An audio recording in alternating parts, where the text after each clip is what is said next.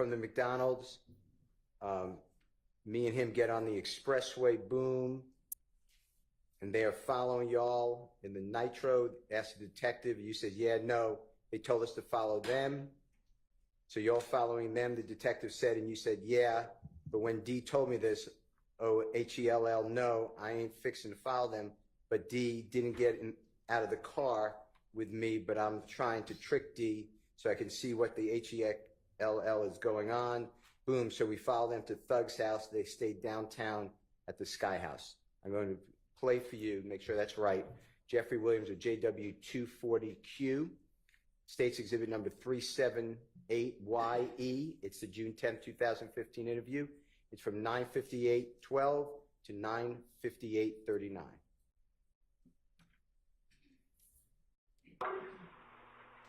So we will get on the spell. Wait, are they following y'all? Yeah. Nah, they told us to follow them. Okay, so y'all follow them. Yeah, but when you told me, hell no, I ain't gonna follow them. But I had to even get out the car. I'm trying to keep these, I see what the hell going on. Boom. So we followed them to the door. They stayed downtown on the Sky House. What I said, was that fairly accurate? He said, I told you. I heard it, but man, I have to tell the police anything. And the truth is, you didn't follow Jeffrey Williams to Sky House. I don't remember that night. So much going on. I don't know what happened that night. When I say follow to Jeffrey Williams Sky House from the McDonald's. What I'm saying is, so much what happened that night. I can't say I was all over the place. I don't remember exactly what happened that night. Let me ask you this.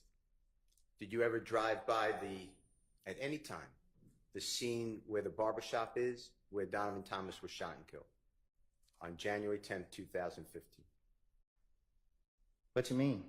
Did you, at any time, I understand there was a lot going on, but did you drive by the scene, you know where Donovan Thomas was shot? You know what I'm talking about? Yeah, I know what you're talking about. One more time? I said, I know what you're talking about. Okay. Did you, on January 10th, 2015, drive by that street where he was shot? I can't recall. Okay. Let's do this. Did the police, detectives, federal, anybody, district attorney's office ever come to you and inquire of you whether or not your phone records show from the McDonald's area, cell phone tower, to the Sky House? Did they ever ask you about your phone records to see if it tracks what you told the police? They never told me nothing about my phone at all. Okay. All right. I want to talk with you about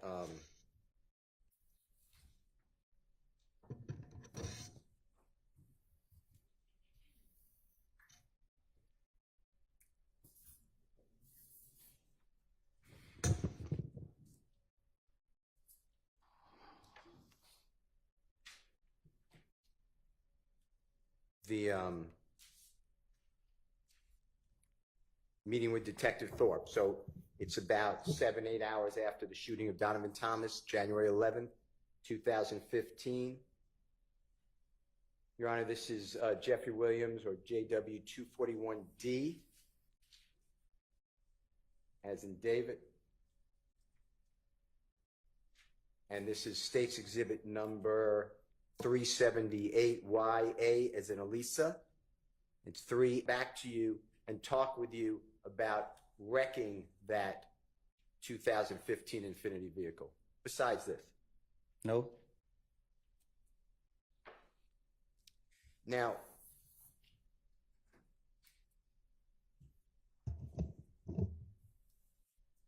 you have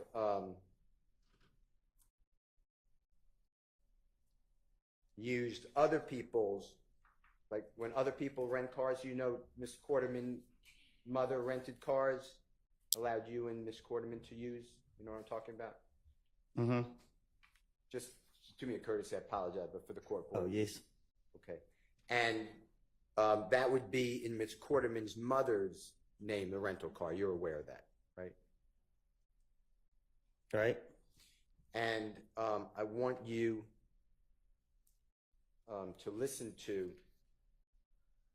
if you don't mind, J.W. Jeffrey Williams 240R as in righteous, states exhibit number 378YE as in Aaron. It's also June 10th, 2015 meeting or interrogation by the police, 11:33:17 a.m. to 11:34:10 a.m.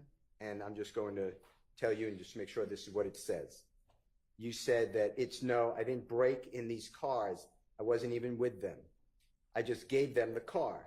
Detective said, but you said, but for what reason though? Because they was going to do some stupid SHI blank to get some money. Detective Dennis said something, I don't know what it is, so you could help us if you don't mind. You said, I knew they were fixing to go. Detective Gaither said, you knew they were going to do a job. You ain't what exact job it was. And then there's overlapping, meaning everyone's talking at one time. Detective Gaither said, but you know what an effing job is. You said, I just. Detective Gaither says, you know they ain't going to church. You said, I was just looking at like SHI. I ain't doing it. I ain't getting in trouble behind it. That's how I was really looking at it. Detective Gaither says, but you're still effing up Deshaun. Because if something else would have happened in that effing car, that truck is in her mama's name. Detective Dennis said, what if they did a robbery? You said, like I told them. Detective Gaither said, and it's the first report. Detective Dennis said, right. Detective Gaither said, we found. Detective Dennis said, we ain't even check. And you said, what I'm saying, no. What I'm saying, I already told them. I said, look, y'all, this car is Deshaun Mama name. You feel what I'm saying? I just said it like that. I said, it's in her mama name. She's gonna tell the police if y'all do anything. I did it. And I'm saying, y'all, I ain't going down for nobody else. I told her just like that. Just listen to it and make sure that what I said was fairly accurate. That ain't my fault that you did that. No, I didn't break any car. I wasn't even with them. I just stayed in the car. But for what reason though? Because you knew they was going to do some stupid shit to get some money. I knew they was going to go. You knew they was going to go to jail. You ain't know how they back jug was, but you know what the fucking jug is. You know they ain't going to church. I know I won't get jail. I just looking at it like shit. I ain't going to get in trouble behind. That's how I've been looking at it. But you is still fucking up their shot because something else would happen in that fucking car. That truck is in her mama's name. What if they did a robbery? Like I told you. And this is just the first report we found. We can check on What I'm saying, I told him, I said, look, the car is your mama's name. You know what I'm saying? I said, yeah, I said, your mama's name. She gonna tell the police, if y'all do anything, I did. And I'm letting y'all know I ain't going out for nobody else. I told him just like that. Is it fair what I said? That's what you all are talking about? That's what it sounds like. So, even though it was, and Deshaun and you have a special relationship. I mean, you share a child or children, right? Yes, a child. Okay. And you're aware that her mother is renting a car in her mother's name, letting you use it, and Deshaun, or excuse me, Miss Carterman, and it's used for criminal conduct by stealing people's cell phones, laptops, breaking into cars. You're aware of that, right?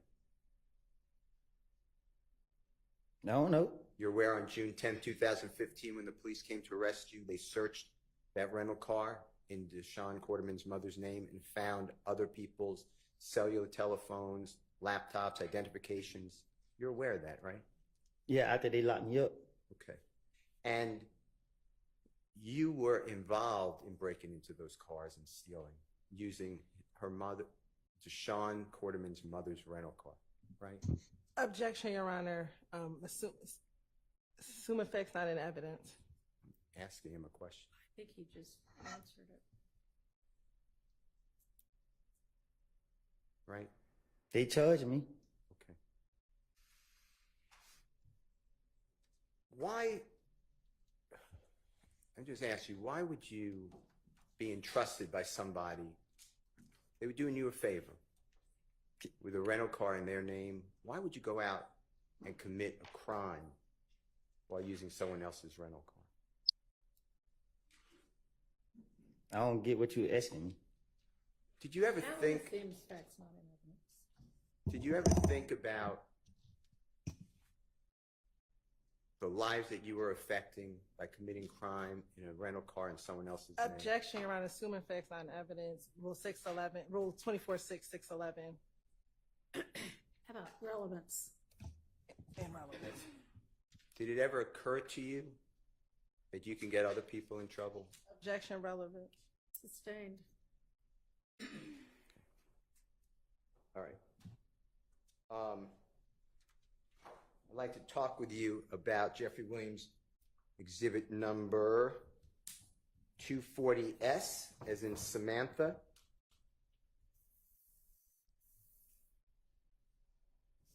I don't even know who OG Bentley is. Okay. All right. Where you said, you feel what I'm saying? This is what D's saying. Bentley's supposed to went and hid the car and the guns. Detective said, where? You said, I ain't never heard it, like they just cut me off. They seen all the police just kept coming at me, talking to me. I want you to listen to this if that's what you said, okay? You know what I'm saying? This what he's saying. Bentley just supposed to went to hit the car and the guns. Where I ain't never heard. Like they just cut me out. Like they seen all the police just kept coming at me and talking to me. Did the police or the prosecution ever come to you and say, hey, we would like to talk to you about corroborating or supporting or verifying what you told us here? Did that ever happen? Can you say it again? Yeah.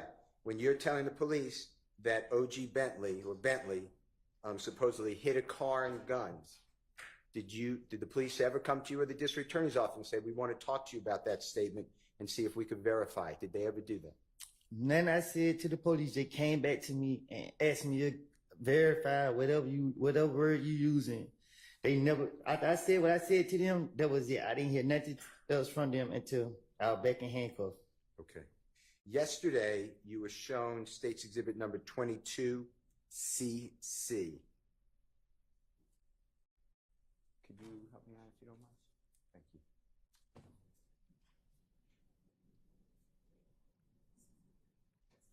It should be the nitro. You know what I'm talking about? Yes.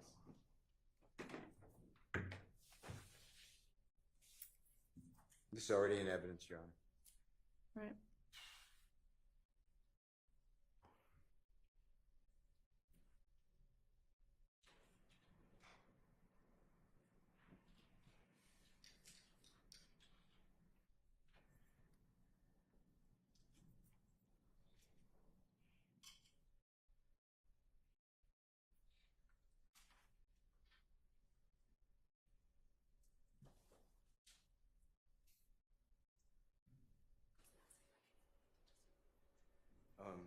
Ms. Person. Ms. Perfect. Thank you.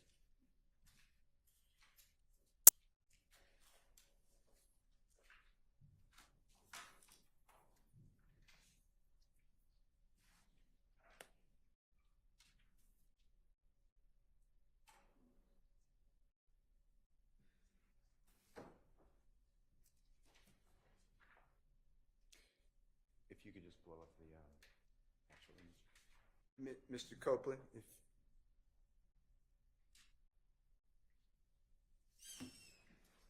you were shown this yesterday, this should be State's Exhibit number 22, CC as in Colette, and the state asked you about the vehicle, which should be on the left of your screen, and they identified it as a white Nitro, I believe. Do you remember this from yesterday by any chance? Yeah, I seen it. Yeah. Now, I just want to make sure the jurors know, and if you could make it smaller. This is not the Texaco gas station that you were shown pictures of with the Infiniti and the Pontiac and the gentleman walking into the convenience store. This is a totally different gas station. Do you recognize that?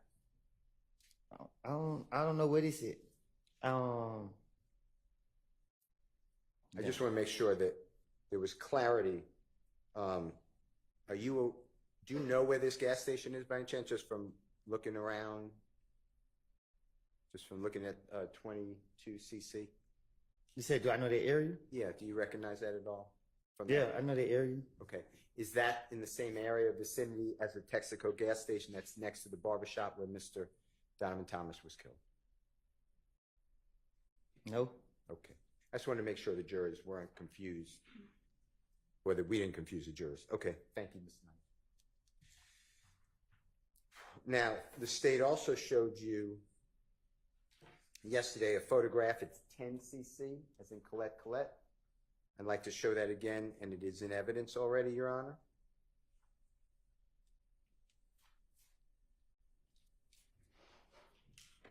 And if you could blow it up, if you don't mind. Do you remember seeing this yesterday by any chance, Mr. Copeland? Do you remember being shown? I don't that? see nothing. Oh, it's not on your screen? It might be, it's behind you. Yeah, I see it now. Okay.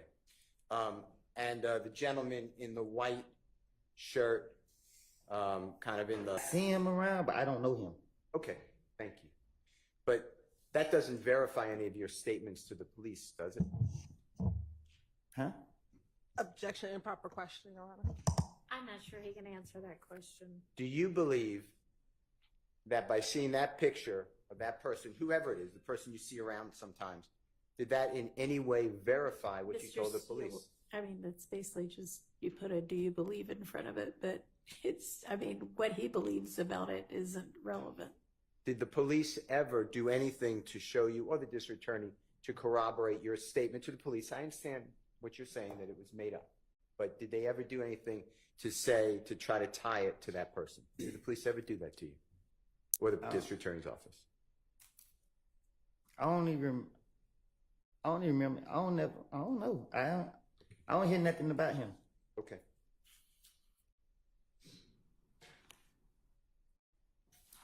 All right. I want to talk with you about your statements to the police. That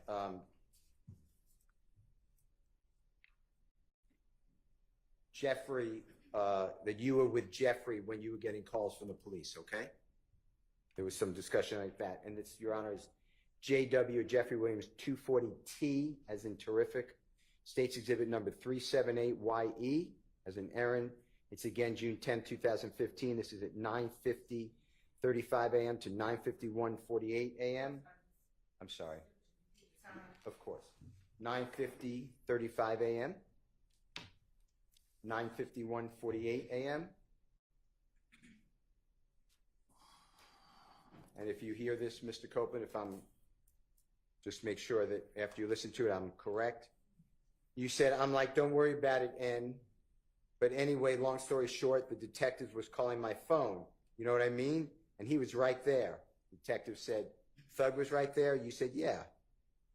You said, so I answered the phone, and he looking at me like this, but I don't know what's going on. Detective says, why is he looking at you like that? You said, because he see me answering the phone for them.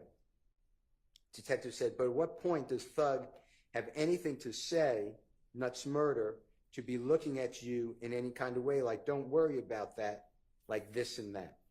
And you said, I'm fixing to give it to you. Detective said, please, we've been waiting for months. You said, no, I ain't. Guess what?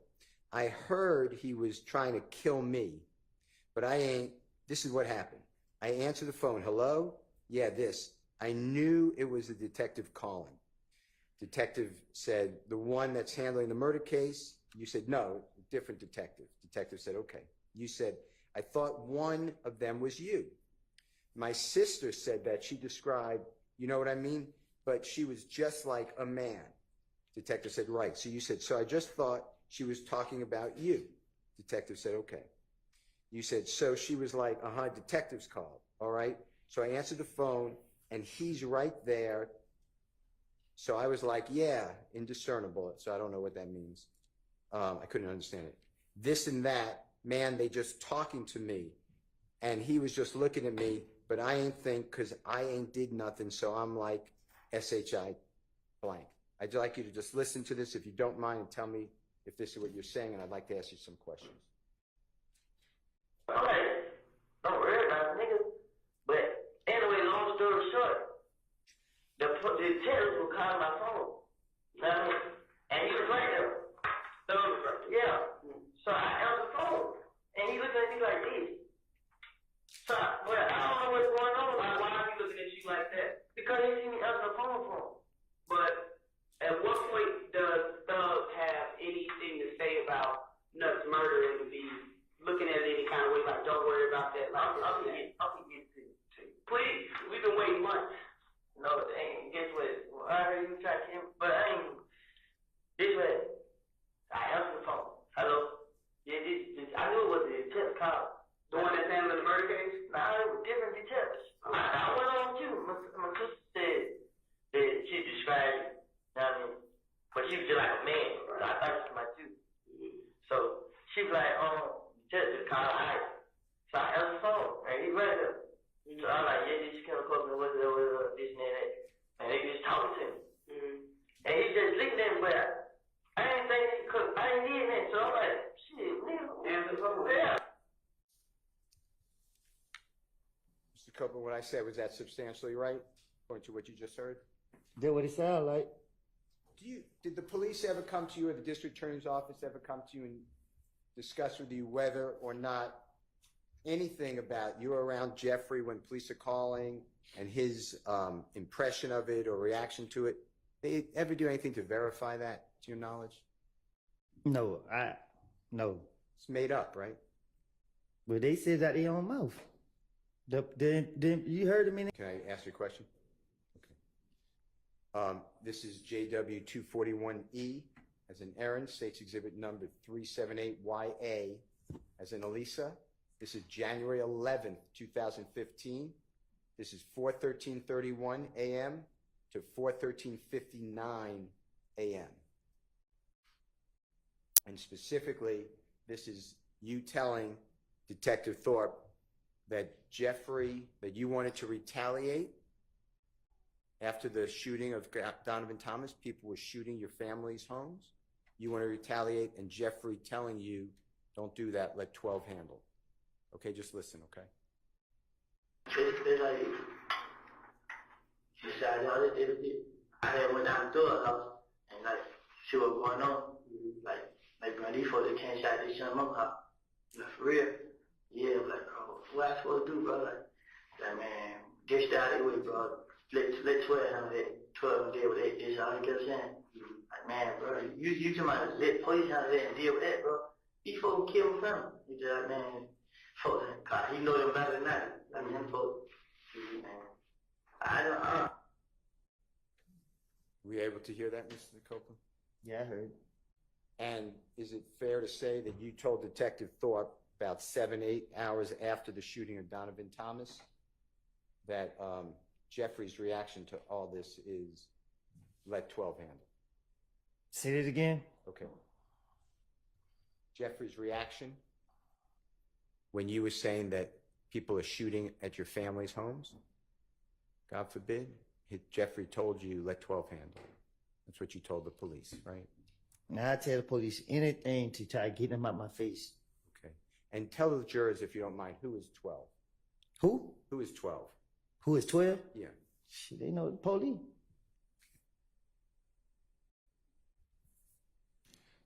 I want to talk with you about your statements to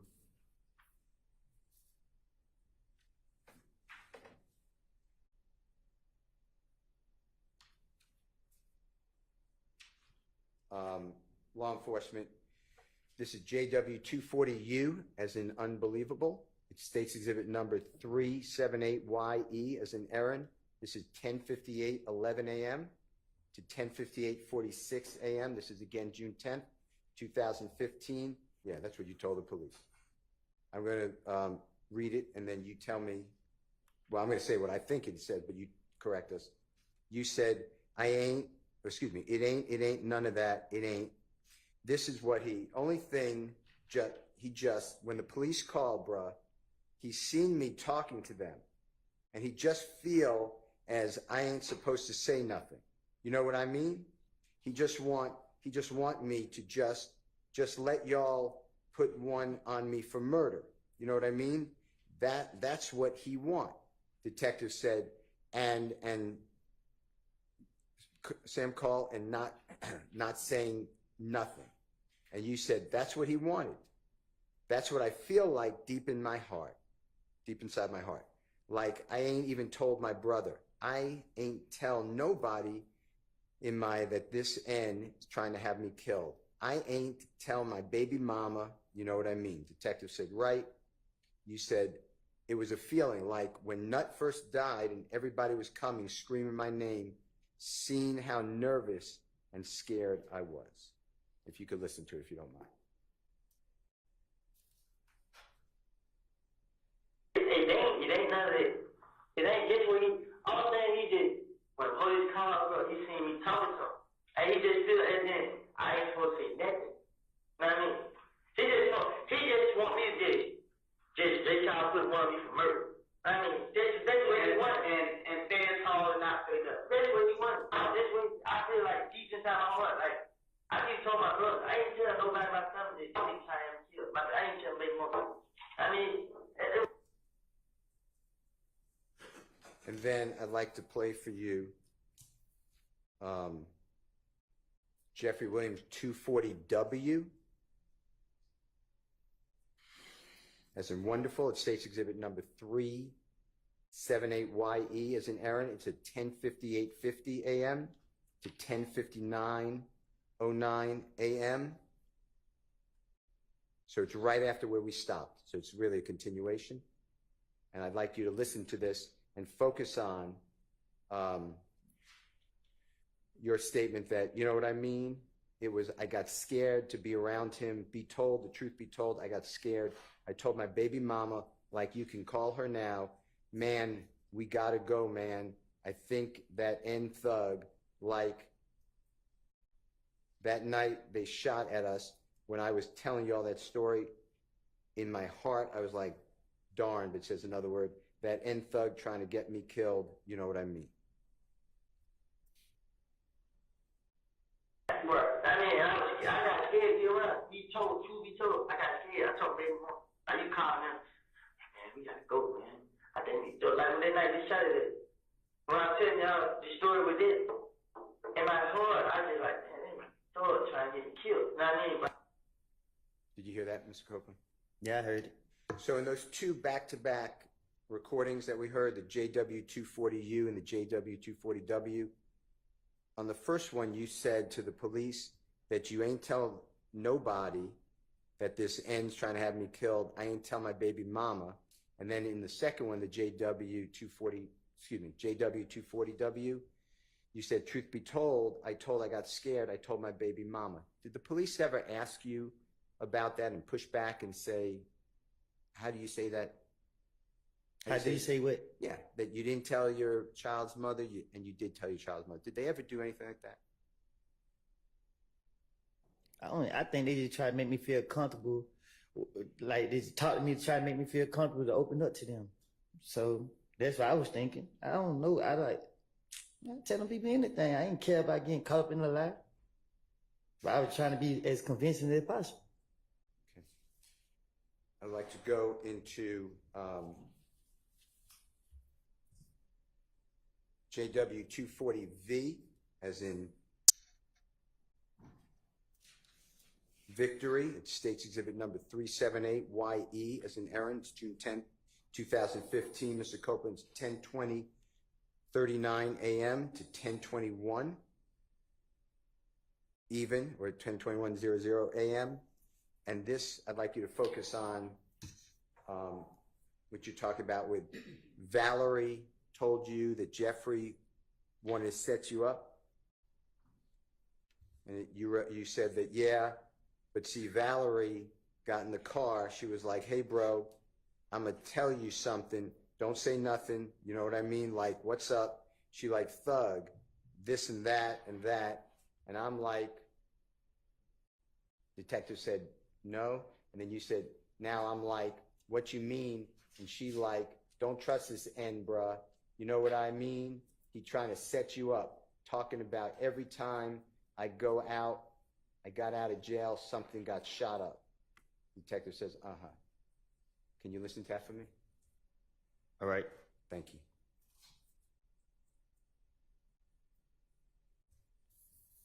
But see, Valerie got in cuffs. She be like, hey, bro, I'm gonna tell you something. I'm saying that. You know what I mean? I'm like, what's up? She's like, dog, this and this. I'm like, no, what is it? Nah, I'm like, what you mean?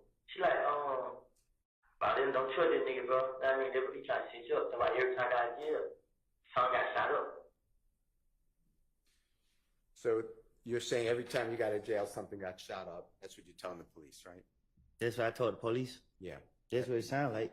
And that Valerie told you don't trust Jeffrey. Remember that? That's what I said. Yeah. And did the police ever come to you, or did you get any information from Valerie or someone else at the police or the prosecution ever tried to verify that conversation occurred with Valerie? After this interview right here, I went to the feds probably like 2-3 weeks later. I haven't heard anything about this interview all the way up until they brought me in this trial. Okay. I haven't heard anything about no investigation all the way up until this trial. Okay. To your knowledge, did the police or the prosecution ever just simply go to Valerie and say, did this happen? Yeah, that's her. I don't know. I'd like to show you what the prosecution showed you yesterday. It's State's Exhibit number 60W, as in wonderful, A as in Elisa. It's timestamp 208. Ms. Knight, do you mind helping me? Thank you.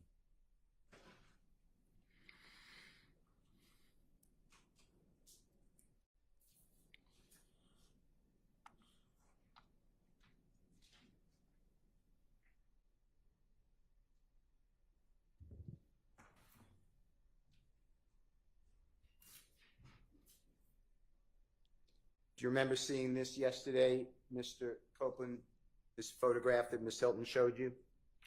Yeah. And she said, and you verified that that's Valerie, remember that? I think it's her. How does, from your understanding, how does showing you State's Exhibit number 60WA verify that Valerie had a conversation with you in a car that don't trust Jeffrey? Objection, Your Honor. Improper question, speculation. I'm not asking to Vague. speculate. Vague. Okay. Can you tell the jury, how showing you State's Exhibit 60WA verified anything that you said to the police on June 10th, Objection. 2015? Objection vague, and it's the same question. Just reframed. Sustained. Besides that being a photograph or an image of a video, what does that picture mean to you that you were shown yesterday? That she was dirty as hell back in the day. Thank you, sir. All right. I'd like to go into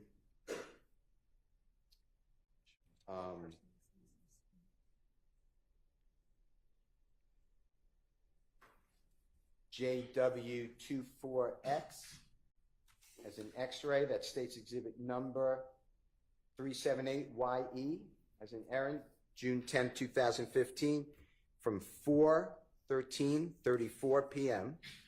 to 4:14:46 p.m. Specifically, Detective Dennis asked you, what does Birdman have to do with all of this? And you answered, Birdman's quiet. Detective Dennis said, he don't tell them to calm down. You said, Birdman, he don't talk in front of us. Detective Dennis said, he don't. You all like that? And you said, but he like, yeah, he right there. He talked to me a lot, but it don't be about nothing. Detective Dennis said, small talk. You said, yeah. What the H, this N talking about? Detective Dennis then I can't understand what he's saying. Then you say, it sound like it. Detective Dennis said, you think so? You said, I don't think he did it. I don't know. Detective Dennis said, so with all this stuff with Nut, what was his reaction to it? Meaning Birdman. You said, from me to you, he was trying to pay them to keep quiet. Detective Dennis asked you, pay who to keep quiet? You said them. Detective Dennis said, who is them? You said, Nuts folks. Detective Dennis said, oh, just go about their business? You said, yep. Detective Dennis, here, take this, shut the HELL up, leave it alone. You said, I think it was $200,000. Detective Dennis said, a payoff. You said, I heard that right my own ears. Detective Dennis said, who he supposedly paid to, and you said, Fly.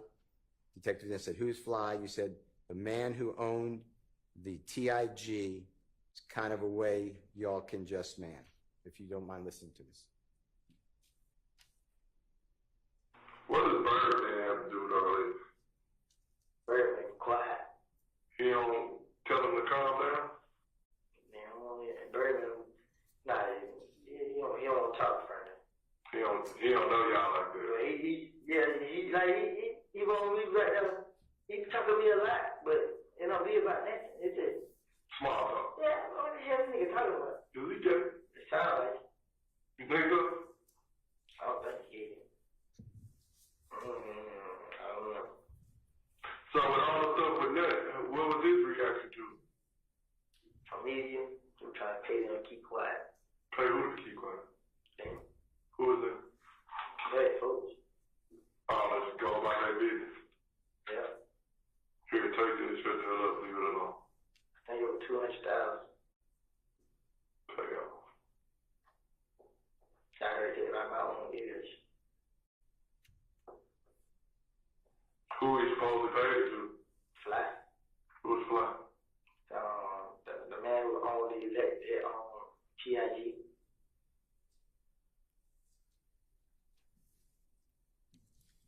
I mean, they like so gonna give me a $1,000 for it. I mean, so I was sending them at the gun. But I don't see it. It's going to be my same question. Anything besides what you told the police to verify that Jeffrey was going to buy a gun for $1,000 at the Dunbar Recreational Center gun? They didn't even believe me.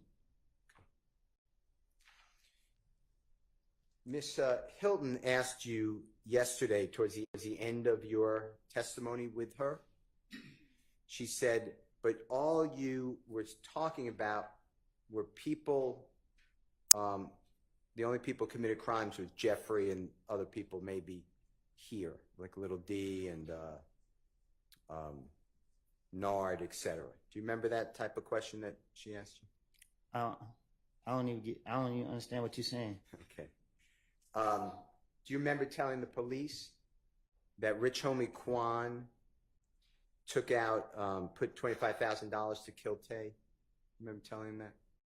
See, I told the police that. Told you, I wanted them to believe I knew information, and they can rely on me. That's my whole motive when they were questioning me. If they go for it and they let me walk away, you got to catch me on the back end. Okay. Do you remember telling the police that Rich Homie Quan would buy guns for YFN Lushi and his people and store them? I can't tell the police nothing that's going on in some with people that I'm not around. So it's self-explanatory that I made it up. Did the police ever come to you or the prosecution, meaning the district attorney's office, and say, hey, we want to go over what you said to see if we could verify it? Have I heard some calls? She let me hear the calls. Like, I don't recall her asking me specific questions. Okay. I'd like to play for you Jeffrey Williams 244A as an Elisa. It's a January 28th, 2015. Interview at 7:23:53 through 7:24:16, and it's on those. It's on the issue about Rich Homie Quan putting $25,000 to kill Tay. Okay. All right.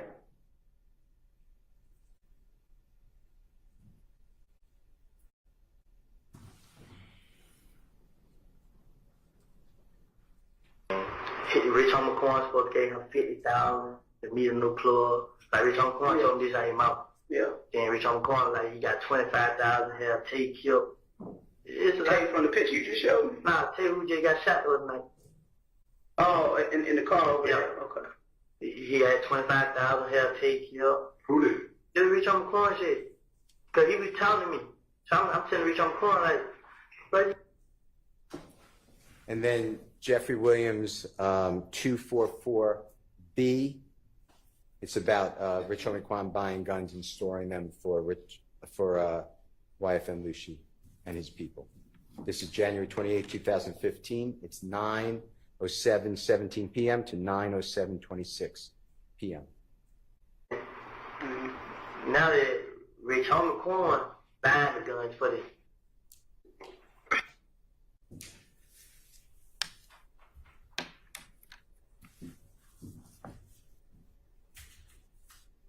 Is that it? Okay. And Mr. Copeland, this is just the same thing you've been saying the whole time, right? You're just going to talk about me. If the police bring me up or want to know, you're just going to be a fountain of information, so they let you go. Man, this is crazy, man. Like, throughout my whole life with interacting with the police, they never believed nothing I said. I don't have a clue why they even got me in here. You know what I mean? Yeah, man. I'd like to talk with you about Jeffrey Williams, number 240Z, as in zebra, States Exhibit number 378YE, as in Aaron, June 10, 2015. It's 1:16:56 p.m. to 1:17:36 p.m. You said, you know what I mean? This N, you know what he did to me? He gave me $300,000 to hold, and he left and came back. Detective Dennis said, and you ain't get none of that? And you said, I don't care about money. I don't. Detective Gaither said, you care about some money. And Detective Dennis said, you kind of dissing yourself, man. And you said, listen, the N would give me money. What is N? N-I-G-G. Oh, nigga. You feel what I'm saying? I didn't need nothing. I didn't. Detective Gaither said, how much? You said, but when I went to jail, he didn't help me. Detective Gaither said, you just said the most amount of money Thug Dunn gave you. Detective Dennis said $300,000. And you said, but he left with you 300. This is Detective Dennis, and I guess came back and gave you 1,000 and you were good. I just want you to hear that and make sure that's what it said.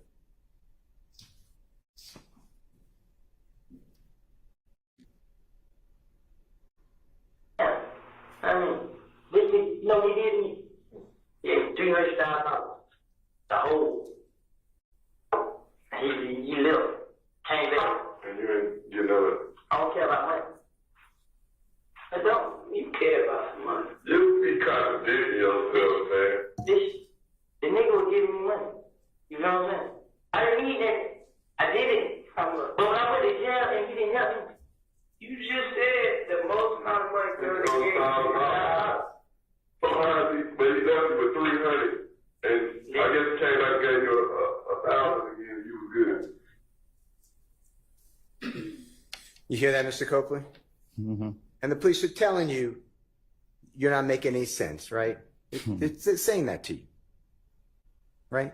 Right. They know, you believe, they know this is all just try to give them something they need to let you go, right? Objection, speculation. That's what you're doing. Don't speculate about anyone else. That's what you're doing, right? They know that. Dennis know it. Gaither know it. Okay.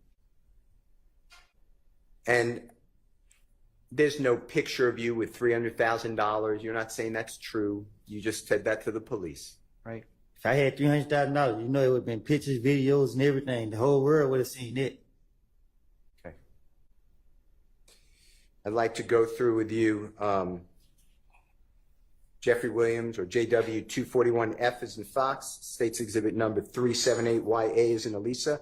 This is January 11th, 2015. So this is, 7-8 hours after Mr.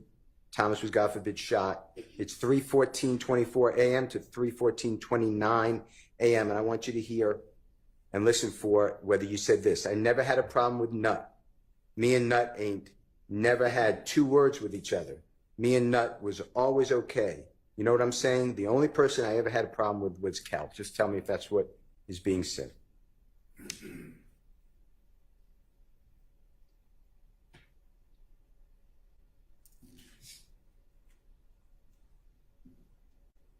I never had a problem with nothing.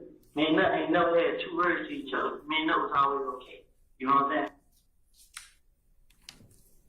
Now, Mr. Copeland, what I said, that was fairly accurate?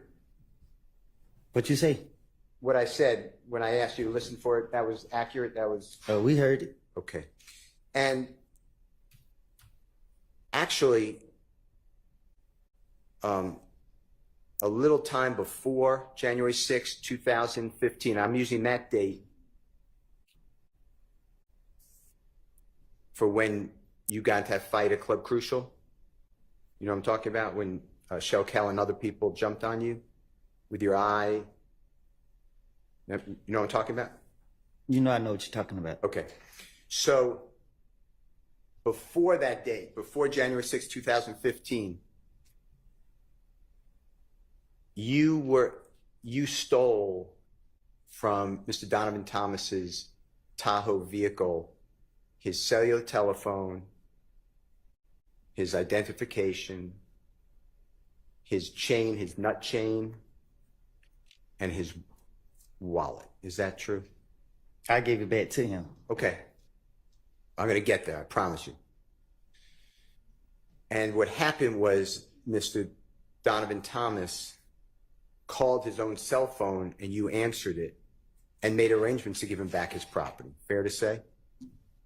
Sound like that. And when he came to get his property, he came with other people in other cars, right? Sound like that. And they had guns.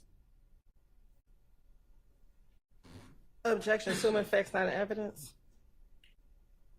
Well, he's asking the question of whether Mr. Copeland knows, so I'll overrule that. What going on? Did they have guns that you saw? Yeah. And shortly after that, you learned that Donovan Thomas and others were going to hurt you. True? Objection, improper character of the victim. Sustained. You knew that Donovan Thomas and others made statements that you heard that they were going to hurt you. Objection, Your Honor, assuming facts not in evidence and improper character evidence. Sustained. Did you ever listen to Donovan Thomas have a meeting with others where they discussed you?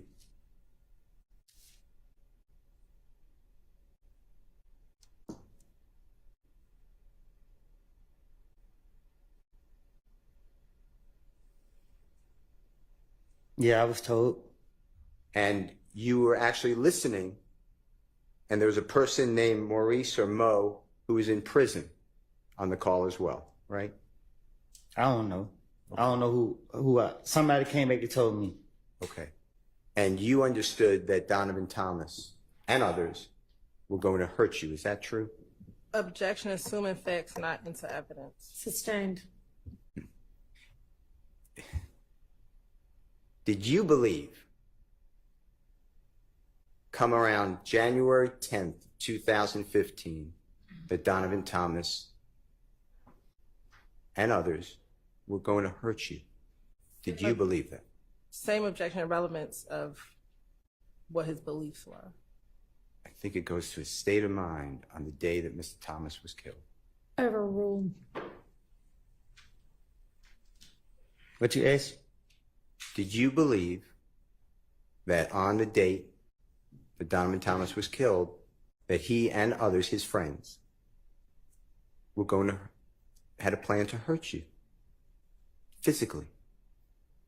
I was told it. Okay.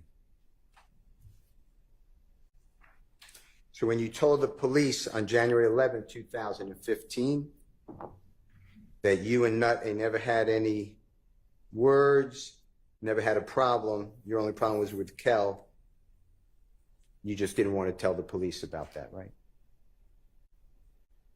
Say that again? You did not share with the police what you believed to be a problem that Donovan Thomas was and his friends were trying to hurt you. You didn't share that with Detective Thorpe, did you? I don't know. You told Detective Thorpe that you never had a problem with no, Mr. Thomas, right? We just heard that. That's what I told him. Okay. I want to go into what you have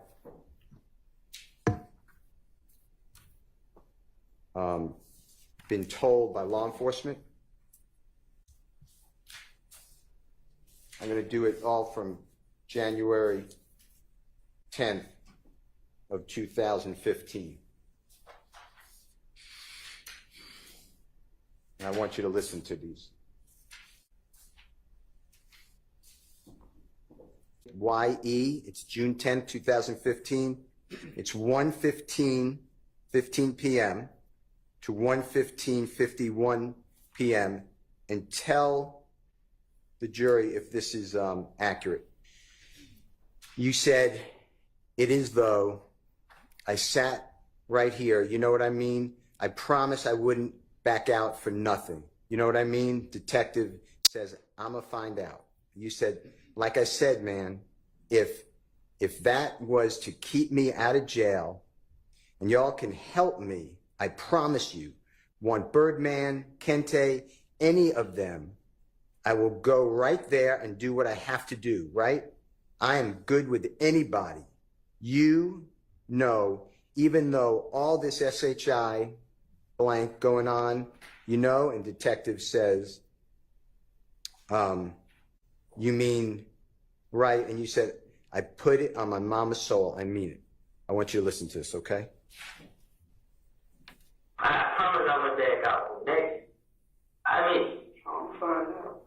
Like I said, man, if they was to keep me out of jail and y'all can help me, man, I promise you gonna throw up Birdman, can't say and one of them. I'm gonna go right there and do what I have to do. Like, I'm good with anybody. Now, even though all this shit going on, I mean, it'll be 1:15, 1:16 p.m. You mean that, right? Put on my own soul, I mean. Now, did you hear Detective Gaither say June 10, 2015, 1:16 p.m.? You mean that, right? And you said, I put on my mama's soul. She's saying that what you said, that you're going to help them. You'll do anything to get out of jail, right? Right. Okay. I want to go back in time, same day, but this is going to be 9:45 a.m., so about 4 hours before, 3 hours before. This is JW240B as in Barry, B as in Barry, States Exhibit number 378YE as in Aaron. And this is 9:45, 19 a.m. to 9:48, 39 a.m. And it's Detective Cunningham, not detective, Special Agent with the ATF, Alcohol, Tobacco, Firearms, Explosive, Cunningham. She's a female, and she says, and I want you to make sure that it's accurate, she says, okay, I need you to listen. You know you're a felon. You know that you got a gun today, so you can't even dispute that. I don't even want you to try because you're just going to be wasting my time and yours too. And let me finish. You said no, and there's overlapping conversation, meaning multiple people speaking. The ATF agent Cunningham says, me and investigator Gaither, but the gun today, the one we found today in the apartment, meaning when you were arrested from your apartment on June 10, 2015. You said, ATF agent Cunningham said, now, when it comes to the federal system, it's not you go, when you go, do your time, there's no parole. There is no what it is. And then Detective Gaither says, early release. And then Agent Cunningham says, no early release. You may get good behavior, but that's only like you get nothing. And they typically don't let you stay in Atlanta. They might ship you off somewhere clear across the country. So whatever you do, and then you say, darn, but you said a different word, my head hurt. Agent Cunningham said, I'll go back and tell the United States attorney that's assigned to this case, this is what he did to help himself out. It pans out. Or I can go back and tell her, this is what he said. We found out it was a lie. He's continuing to play games. The judge do what they want to do. So before we can even get started, especially while I'm sitting here, everything is on you. because I've never talked to you before. So with me, you almost get a clean slate to help yourself. If you do lies, I don't, because I got too much other stuff to do and would hate to have to go back and tell the U.S. attorney, you know, but he's lying, he's full of crap. It's up to you. You said, before I lie, then there's a lot of people talking. Agent Cunningham said, it's up to you, Mr. Copeland. You said, before I lie, Agent Cunningham said, let me finish. I think it's a 3 or 4 time convicted felon you are. How many felonies do you have? Detective Gaither said, about 3, don't you? Agent Cunningham said, you got 3. Detective Gaither said, about 3 or 4. You said, talking about what? Agent Cunningham said, how many felonies do you have? You said, what am I on probation for? Agent Cunningham said, how many convictions are felonies? Detective Gaither said, it's around 3. You said, I don't know. Agent Cunningham said, let's just assume it's 3, okay? I'm fixing to tell you right now, you have heard of the armed career criminal.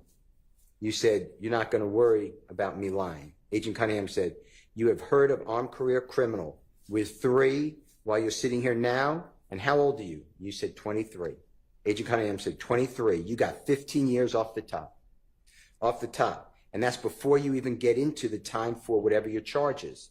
And possession by a convicted felon is 5 years twice. That's 10. So we're talking about 15 plus 10 on top of that. You're looking at what, 48 years old? That's what you're looking at. This is serious. You said, I told you it's getting Detective Gaither said, I told you it's getting real. Detective Gaither said, nobody has time for the bull crap. You said, I told you it's getting real. I knew it. I tried. Agent Cunningham said, that's not including whatever conspiracies you're involved in. Mr. Copeland, if I really wanted to be a bad ASS and treat you bad, I'd probably throw the book at you and wouldn't think twice about it.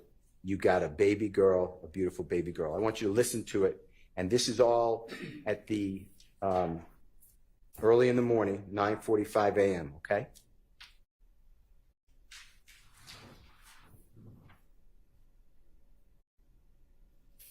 Okay, I need you to listen. You know you're a felon. You know you got that gun today. Today, so you can't even dispute that. So I don't even want you to try because you're just going to be wasting my time and yours too. And let me finish. With the gun today, the one we found today in the apartment. Mm-hmm. Now, when it comes to the federal system, it's not no, you go do your time and there's no parole. There is no, what is it? No early release. You may get good behavior, but that's only like, you get nothing. And they typically don't let you stay in Atlanta. They might ship you off somewhere clear across the country. So, whatever you do, I go back and tell the U.S. attorney that's assigned to your case, this is what he did to help himself out. It pans out. Or I can go back and tell her, this is what he said. We found out it was lies. He continued to play games. The judge do what they want to do. So, what I'm trying to tell you before we even get started, especially while I'm sitting here, everything is on you because I've never talked to you before. So with me, you almost get a clean slate to help yourself. I don't do lies. I just don't because I got too much other stuff to do. And I would hate to have to go back and tell any U.S. attorney, you know what, he just lying and he full of crap. It's up to you, Mr. Copeland. You are I think, is it a 3 or 4 time convicted felon? How many felons do you have? About 3, no? You have 3? About 3 or 4. Right. How many felonies? I'm saying, like, is it what I'm on probation for? How many convictions that are felonies do you have? Is it 3 or 4? It's around there, yeah. I don't know. Okay, let's just assume it's 3, okay? I'm going to tell you right now. With 3, have you ever heard of armed career criminal? No, I never heard of me lying. Have you ever heard of armed career criminal? With 3, where you sitting at now, and you how old? 23. You get 15 years off the top. Off the top. That's before you even get into the time for whatever your charge is, and possession by convicted felon is 5 years, twice is 10. So we talking about 15 plus 10 on top of that. You looking at, what, 48 years old? That's what you're looking at. This is serious. I told you. Nobody has time for the bull crap. I told you it's getting real. Did I not? I knew it. I knew it. I tried to. That's not including whatever conspiracies you involved in. Mr. Copeland, if I really wanted to be a badass and treat you bad, I'd probably throw the book at you and wouldn't think twice about it. You got a baby girl. Beautiful baby girl.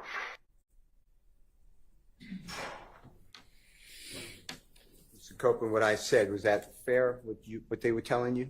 They being the federal Agent Cunningham and Detective Gaither, Gang Detective Gaither? What happened? Is that pretty much what they're telling you? 48 years of age, you got federal charges, 25 years off the top? Yeah, she was lying too. But that's what you believed at the time, right? Yes. And that motivated you to tell the police anything they wanted to hear to get you home, right? I was always gonna do that, but it just like, it scared me more. I want to go into Jeffrey Williams 240, JW 240CC as Colette. It states exhibit number 378. Y, E is in Aaron. It's again June 10th. Same interview, 2015. This is a little later. This is 12:08:22 to 12:10:50.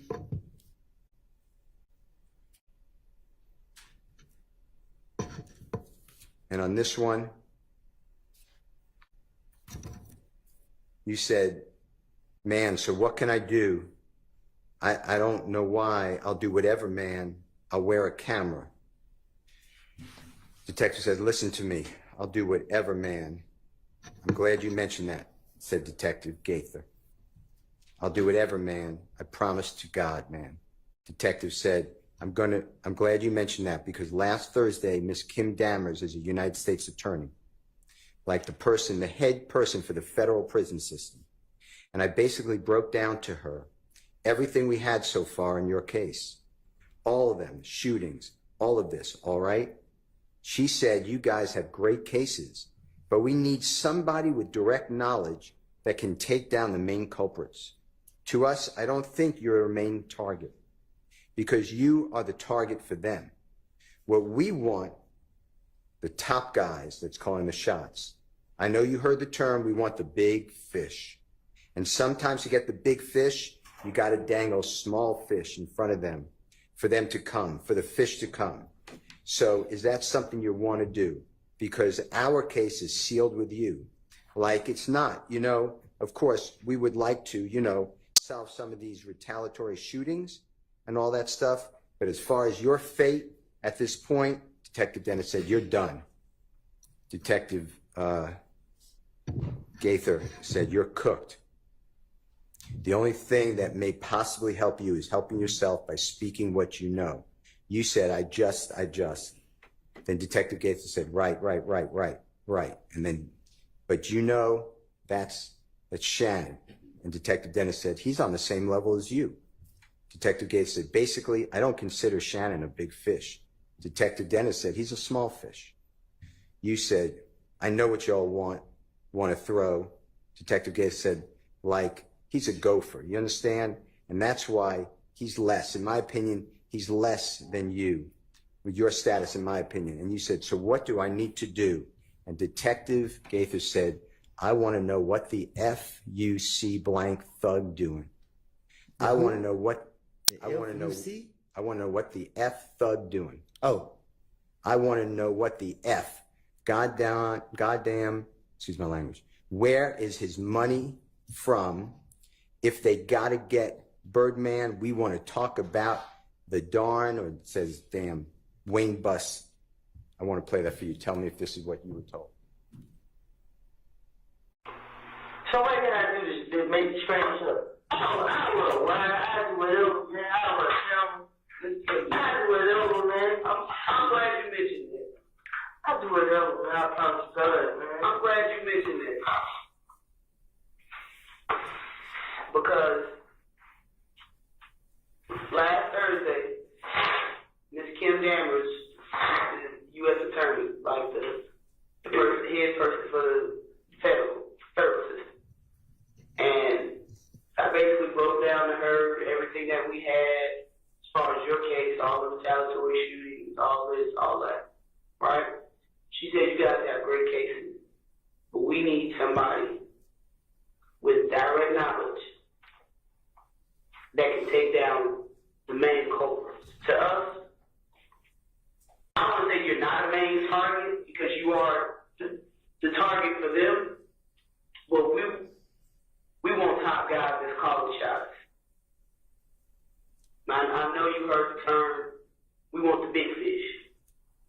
And sometimes to get to the big fish, you got to dang small fish in front of them. For them to come, for the fish to come.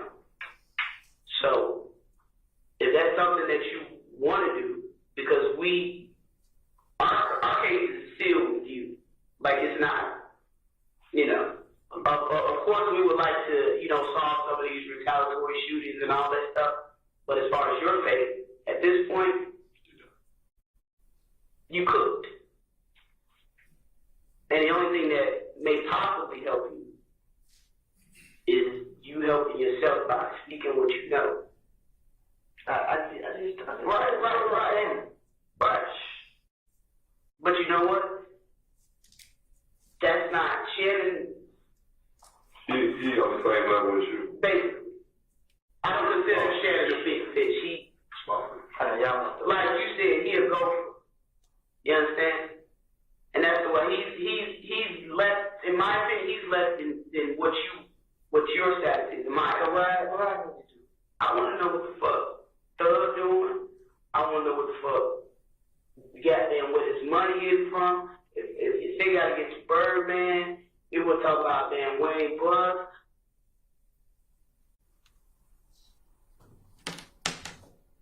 Fair what I said, Mr. Copeland? That's what it sounds like. You knew before going in that law enforcement, they made it clear to you, this happens to be recorded, but they made it clear to you that they wanted Jeffrey Williams, you to give information on Jeffrey Williams, right? Yeah. And the only way that you were going to avoid, in your opinion, what you were told, pretty much the rest of your life in prison, is that how you understood it? Was to give information on Jeffrey Williams?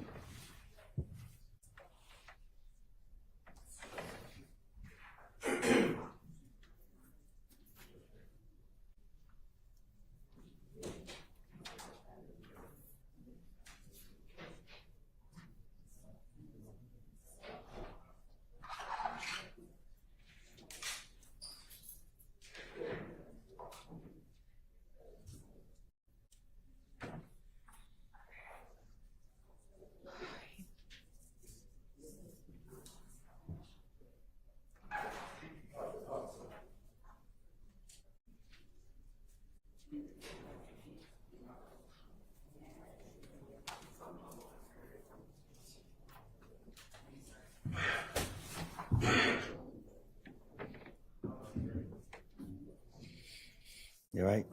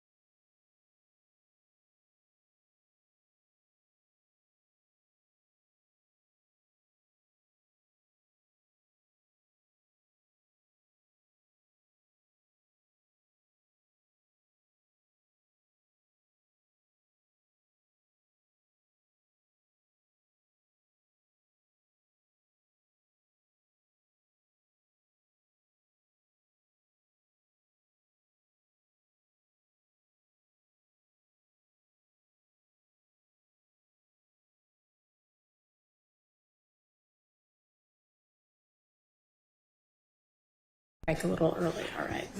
Go ahead, Mr. Steele. Mr. Copeland, I would like to discuss with you Jeffrey Williams, JW 240DD, David, States Exhibit number 378, YE as in Aaron, that's 11:52:04 a.m. to 11:52:28 a.m. And what it specifically, I believe, says, and then you tell us if I'm wrong or correct, that you said, because right now, I just need help. If y'all can promise, y'all could help me, I promise. And then there's some break. I don't understand what's being said. And then you say, I'll sit here, tell y'all everything I done heard and everything I done saw and everything I can tell y'all, stuff that y'all can go get. You know what I mean? Like, and then Detective Dennis said, are you willing to do that though? And you said, I promise. I'll do it right now. I can show y'all houses. Y'all can go bust your head right at the spot. I don't care, man. I just want y'all to protect. Detective Dennis says, what do you want out of it? You said, me, my baby girl. Excuse me, I said that wrong. Me and my baby and my girl. Can you listen to it for us? Right now, I just need help. If y'all can promise y'all can help me, I promise you, bro. I'll sit right here and tell y'all everything I done heard, everything I done saw, and everything. I can tell y'all stuff that y'all can go get. Understand? Like, Are you willing to do that now? I promise I'll do it right now. I can show y'all houses. I can tell you what everybody's about. I don't care. I just want y'all to What do you want? like that. Mr. Copeland, what I said, was that fairly accurate of what you just heard? Or what That's what I just heard. Okay. And then the last one I want to focus on for this series is Jeffrey Williams, number two, or JW 240EE, Aaron, that States Exhibit number 378YE. It's the June 10th, 2015 meeting, interrogation with the police, and now it's a little early. It's 10:01:46 a.m. to 10:01:59 a.m. And you said something to the effect of, I hate jail, man. And I'm just saying darn, but it says another word. I let an N get me sent away for man, them N's trying to kill me and my child, bruh, I ain't. And then he talking about killing me, bruh. Listen, I'm a tell you anything. Okay? If you could just listen to this for us. You know what they did to me? Tell us. Tell us. After January 10th, people started shooting at me and my family. February, I went to jail for trying to protect me and my baby and my girl at the time. They put me in Rice Street on some stuff called medical flow. It's somewhere hid in the jail. It stink. It's crazy people in there talking, yelling through the door, putting feces all on the window and on the wall. They locked me in the room. It's one door right here, it's one door right here, and it's another door back here, and it's another door back here. I'm behind this door. I don't see nobody, I don't talk to nobody, I'm by myself. I'm at the verge of losing my mind. People trying to shoot at me while they got me locked in this room. I can't talk to nobody, I can't see nobody, I'm locked in this room. They held me in that room for 3 weeks. I got out of jail. I had a court date for another county where I never even been to for some charges I never even did. I don't steal out of stores. I went down to that courthouse and tried to get it situated. Went in the wrong courtroom, told the deputy, hey, my name is such, such, such. I missed court. I'm here to fix it. He said, oh, I gave him my name, told him what happened. He said, oh, you got a warrant. And he locked me up. They put me right back in jail. I stayed in jail a whole month. I had to use the money for selling my four-wheeler to pay an attorney to come represent me. I got the lawyer to come represent me. That lawyer, he got me a bond. A friend of mine gave my baby mama the money to pay my bond. She paid my bond. I got out of jail. The very next day, Atlanta police came into the gym with a whole lot of them. They got me, said that this my bag, this my gun. They took me from my neighborhood to Turnerfield. They questioned me. I told them it wasn't my gun. They let me go. They came back and get me June 10th. They questioned me. I was at the verge of losing my mind because every time I come outside, they keep locking me up. They got me. They did it. They held me in the interrogation room for a whole day, probably. I don't know. They put me right back in Rice Street, put me right back behind all these doors. They constantly kept doing it to me. You know what I mean? Like, I don't, at this point, like, man, I'm tired of keep reliving this stuff. I'm tired of it. I'm tired of it, man. I'm sitting right here. I got cramps, man. I got knots in my stomach, man. I haven't ate none. I tried to eat yesterday. I haven't ate today. Y'all sitting up here. I asked for a break. I asked. I'm in pain right now. I understand it might be my fault. I'm telling y'all, I made it up. I lied. Damn, man. This is crazy. I'm telling y'all, my stomach hurting, man. Well, with the Honorable Court's order, we're going to be leaving in a little bit of time. Can you try to just listen to the JW 240EE that I just said?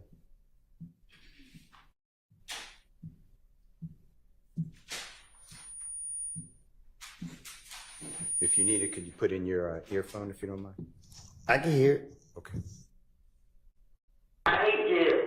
I hate jail, man. I'd be damn if I let nigga recent with man, for me try to kill me and my child, bro. And then you come out and kill me, bro. Listen, I'm telling you, man, but you. Mr. Copeland, with your background and your experiences in jail, is it fair to say that you would do anything not to go to jail?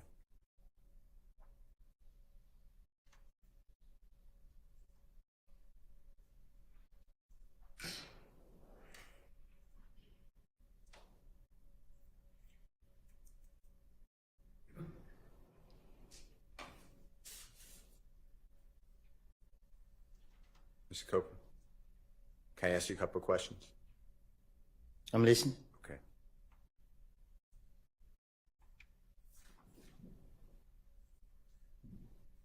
For people who've never been to prison or jail,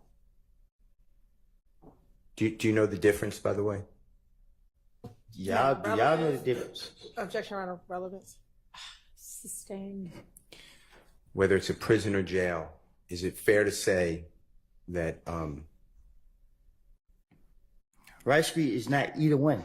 There's not prison or jail. I don't know what that place is. This is the worst place in the world.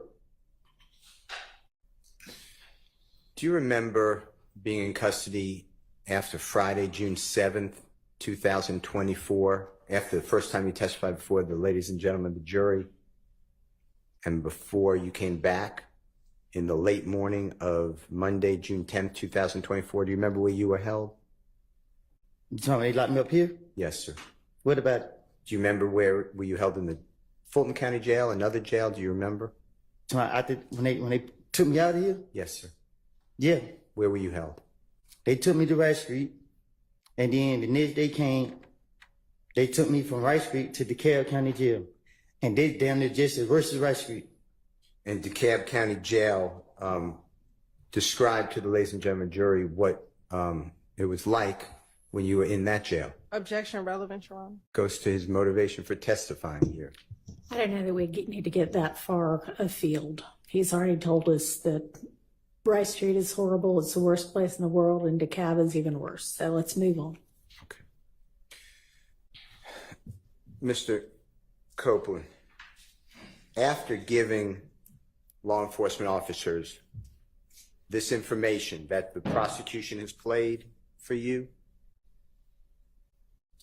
January 11th, 2015, recorded interview,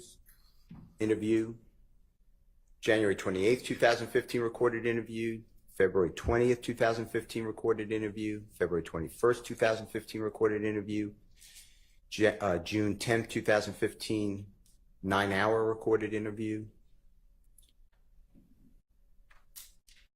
You got charged with murder, right? For Donovan Thomas. Can you say it again? Yes. I heard the interview. You said I got charged with murder? Yeah. Do you remember being served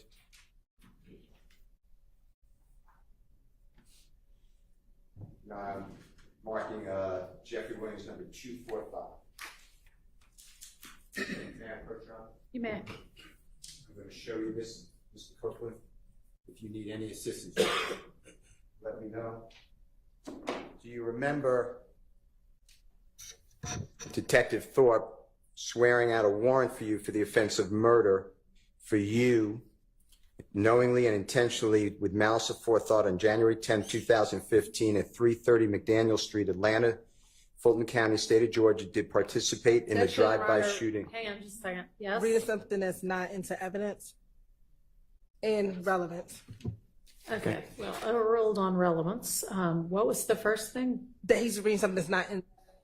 All right, so have him, are you asking him whether he recognizes it? Just Sure. Did he ask get him, charged? do you recognize it? That's Okay. the way to do that. Okay, look at Jeffrey Williams number 245. It's several pages, but this is the first page at first. Do you recognize that as the warrant taken for your arrest for murder of Donovan Thomas by Detective Thorpe on October 20th, 2015?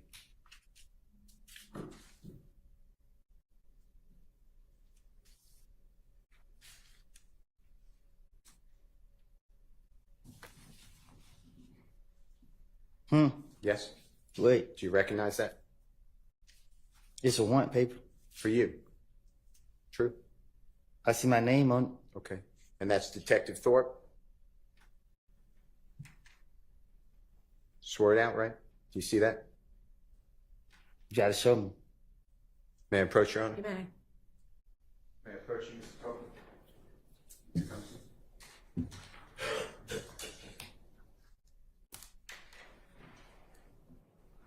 You see that? Yeah. Do you see the date on there, Mr. Copeland? October 20th, 2015?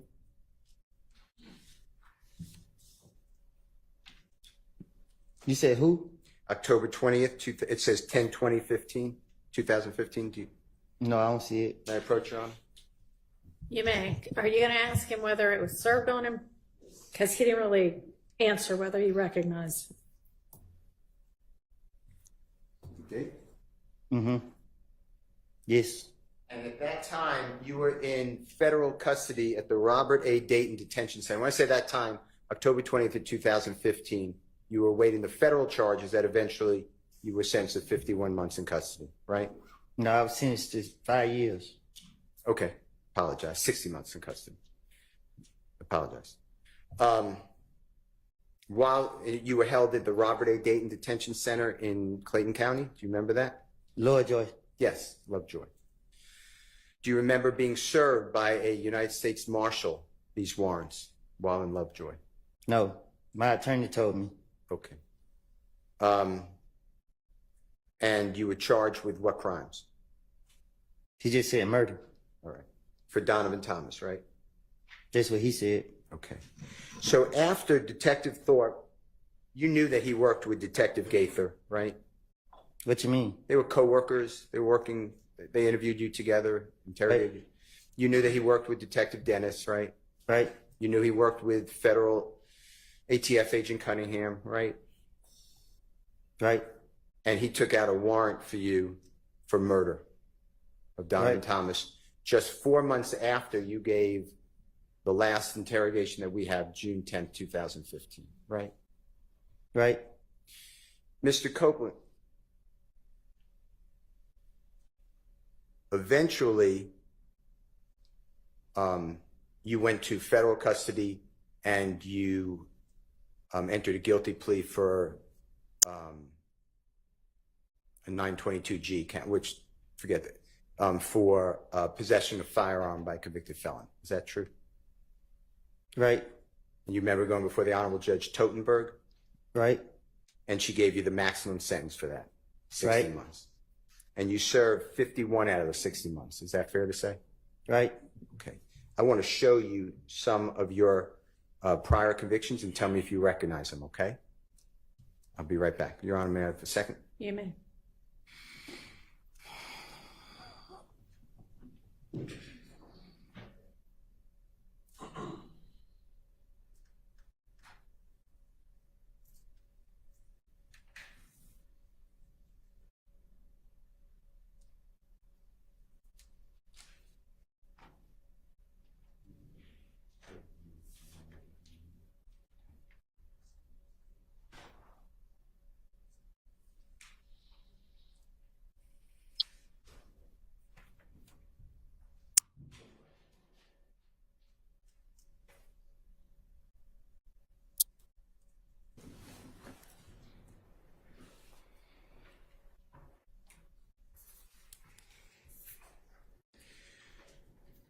While they're looking for that, Mr. Copeland, Jeffrey Williams wasn't charged with murder of Donovan Thomas, right? I don't know. Not to my knowledge. Okay.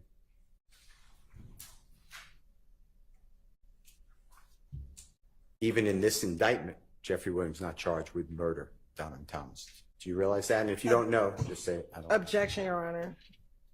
Improper speculation. It's the indictment on trial. Well, it really doesn't matter whether he knows it or not. Ask your next question. I'm just waiting on the certified copies.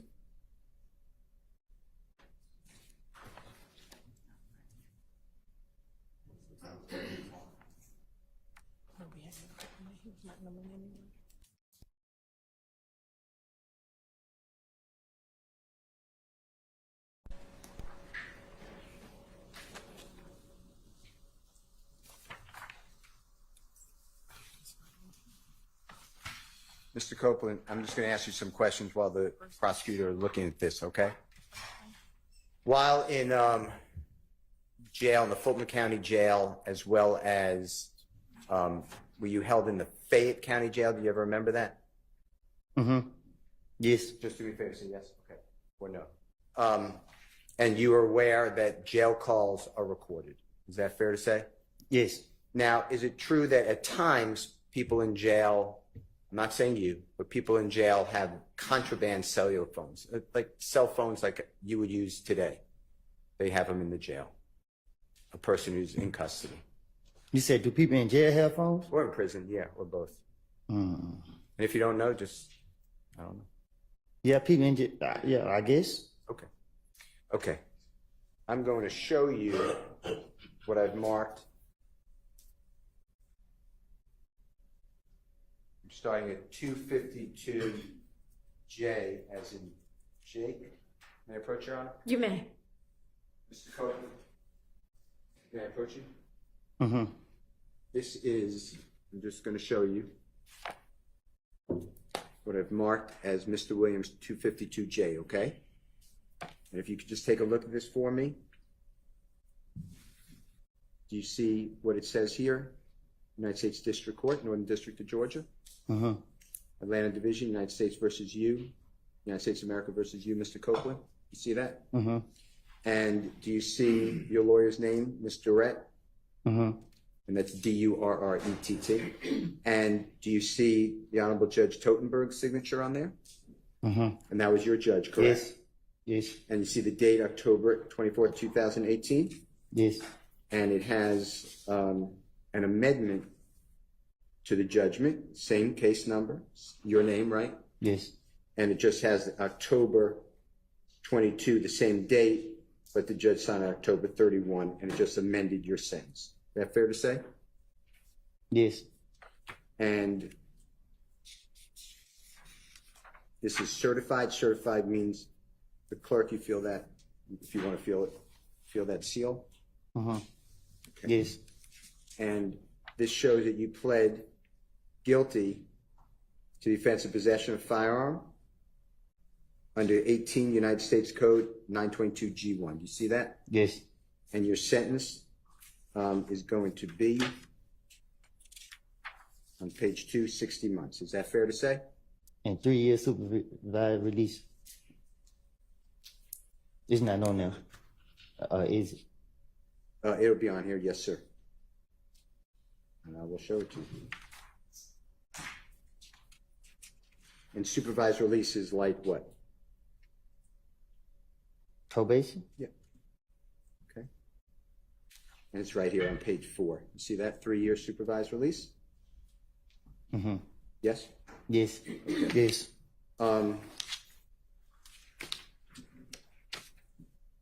Your Honor, I move for the admission of its certified document 252J. It's a conviction of Mr. Copeland from the Northern District of Georgia. The offense date is April 28, 2015. Your Honor, the judgment date is October 24, 2018, but then it was amended. It was a correction. It's October 31, 2018. All right, it's in a minute. I'm just going to move this to court, please.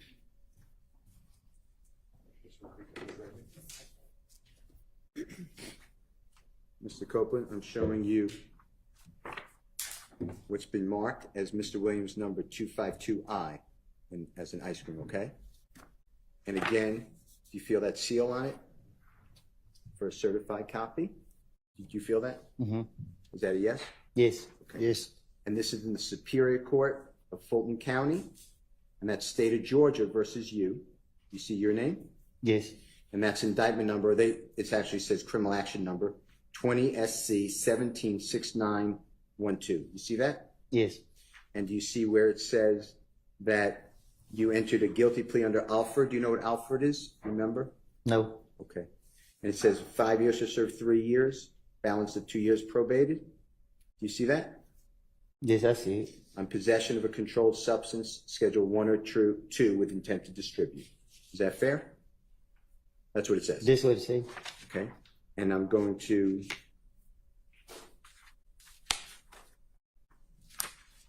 turn to, you were sentenced by the Honorable Judge Ingram in this courthouse. Do you remember that by any chance? Yes. And I'm going here to your indictment. And Judge Ingram's name used to be Judge Millender. Did you know that? And if you didn't, that's fine. Yes, I know it. Okay. And this indictment was returned by the grand jury on November 20th, 2020 for the offenses of participation in criminal street gang activity. But you did not plead guilty to that. You pled guilty to possession of a controlled substance, Schedule 1 or 2 with intent to distribute, count 2. Is that fair to say? Yes. Okay. And did you see your signature under where it says Kenneth Copeland waives a copy of the indictment, list of witnesses, formal arraignment, pleads guilty to count 2? You see your signature there? Yes. And then the Honorable Jonathan Melnick? Yes. That's your lawyer, right? Former lawyer. And you pled guilty on January 25, 2022. Fair to say? Yes. Okay. Your Honor, this is a certified copy, and I would move for the admission of Mr. Williams, number 252I. Admitted.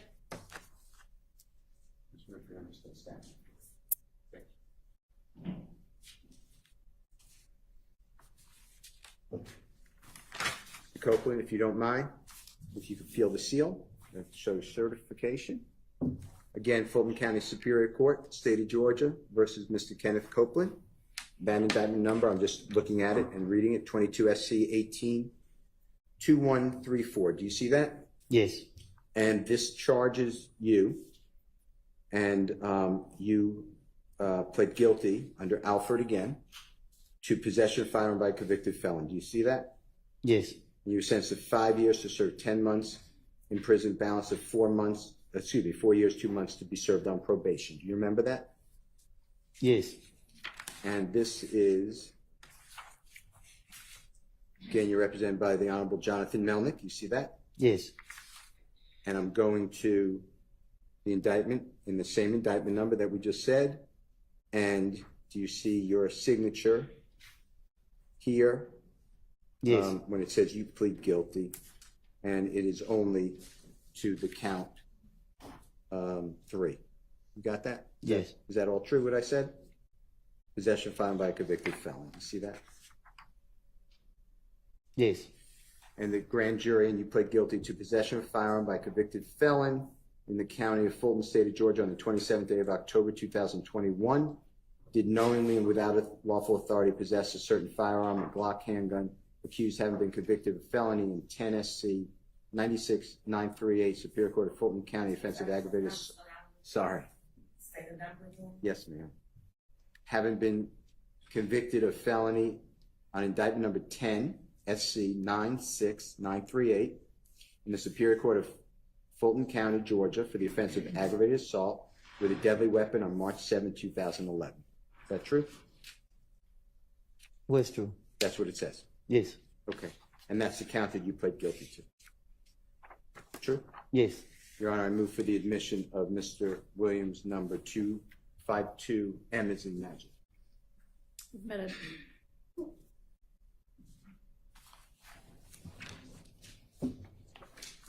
And Mr. Copeland, that date, October 27, 2021, you saw a clip, I believe, of investigator, Detective Viverito and you in a room, Yes. and that was the same day, October 27, 2021. Is that fair to say? Yes. Okay. Mr. Copeland, I'm showing you Mr. Williams, number 252G as in Goldfeder. And this again in Fulton County, State of Georgia versus you, Mr. Copeland. This indictment number is 20 SC 17 68 51. You see that? Yes. And this has you pleading guilty under Alford to count 2, possession of a vehicle with an altered VIN number. You know what a VIN number is? Huh? Do you know what a VIN number is? No. Vehicle identification number? Yes. Okay. And it says 15 years to serve 3 years in prison, balance of 12 years on probation. You see that? Yes. And this date is also before Judge Ingram on the 25th day of January 2022. Is that fair to say? Yes. And here's the indictment. Same number that I announced before. State of Georgia versus you. And charging you to count 2 with possession of a vehicle with an altered VIN number. And you pled guilty to that count and count 3. Yes. Willful obstruction of law enforcement. You see that? Yes. And that's your signature, or the judge? Can you try turning that backup mic off? I don't know if that'll make any difference or not. It's off. Okay, I don't know why that's started happening. Go ahead. And you pled guilty to Jonathan Melnick's your lawyer, 25th day of January 2022. Fair to say? Yes. Your Honor, I move for the admission of Mr. Williams' certified copy, Your Honor, 252G as a book. Admitted.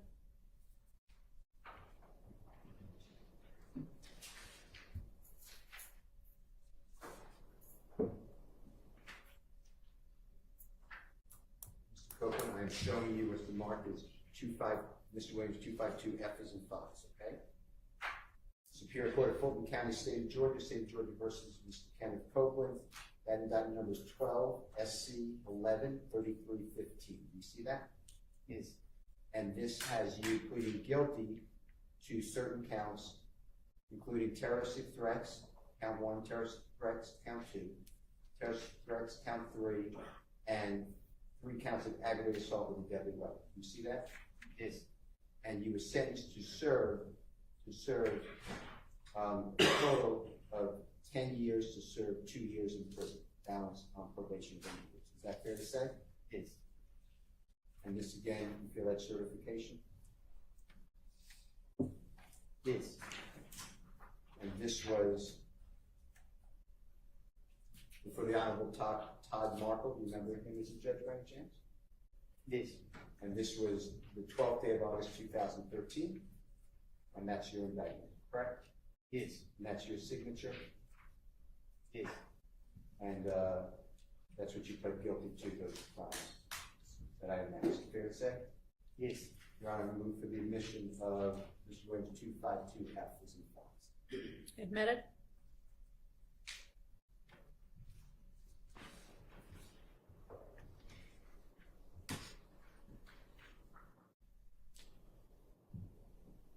Mr. Copeland, I'm showing you what's certified, and if you don't mind just feeling, just make sure that you feel the same seal. Yes. Superior Court of Fulton County, State of Georgia versus Mr. Copeland, criminal action number 12 SC 110195, and this charges, and you pled guilty to 3 counts of entering an automobile, and then I'm skipping the 2 misdemeanors. I pled guilty to, but I'm skipping them. And then, actually, that's all I'm going to announce, please. There are 3 counts of entering automobile. True? Yes. And you were sentenced to 5 years to serve 2 years in prison and the balance of 3 years on probation. Fair to say? This would say. And this was on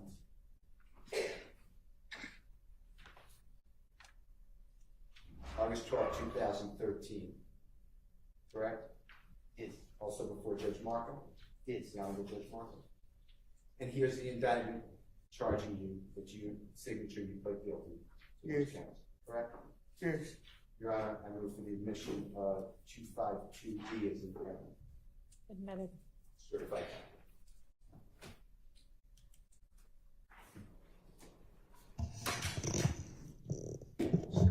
I'm showing you in the Superior Court of Fulton County, State of Georgia versus Mr. Copeland, indictment number 15 SC 136794. You have a certification on that, if you don't mind? And this is Jeffrey Williams, 252D as in David, okay? All right. And this has you pleading guilty, sentence of 5 years to serve in prison, community time served for theft by receiving stolen property of felon. See that? Yes. And this was also before the Honorable Judge Markle on the 13th of December 2018. See that? Yes. And this is your indictment. That's your signature, pleading guilty. Is that true? Yes. Your Honor, this is the admission of Mr. Williams 252D as indicated. Admitted.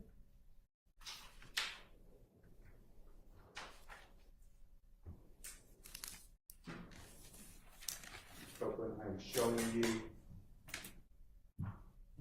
Mr. Williams number 252C as in collect.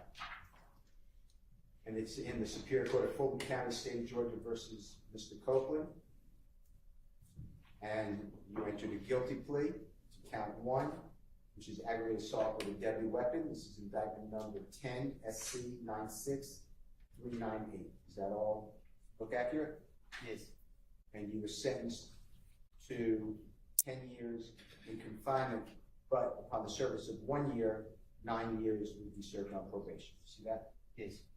And tell me that this is your signature. And here you were represented by Suzanne Pomey, P-O-M-E-Y. See that? Yes.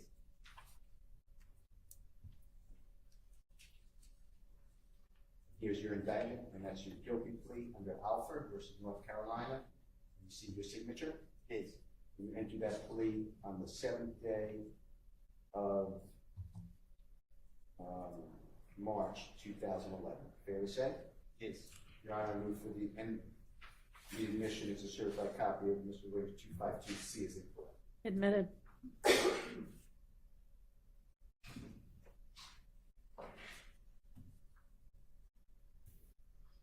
And Mr. Copeland, this is Mr. Williams number 252B as in Barry. And this again is in Superior Court of Fulton County, State of Georgia versus Mr. Copeland. And this is a non-negotiated plea of guilty on Alford versus North Carolina. And pleading guilty to 5 years to serve in prison, on probation. Is that what it says? Yes. And can you make sure that that's a certified copy? Yes. And what you pled guilty to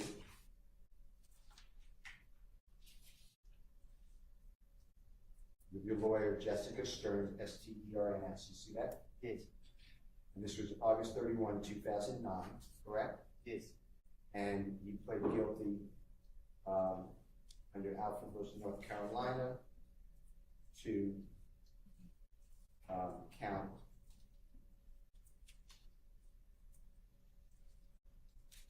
theft by taking an automobile. You see that? Count 1? Yes. And that's your signature. I think I asked you that earlier. Is that true? Yes. And you did that on August 31, 2009, I think. Yes. Your Honor, I move for the admission of Mr. Williams 252B. Admitted.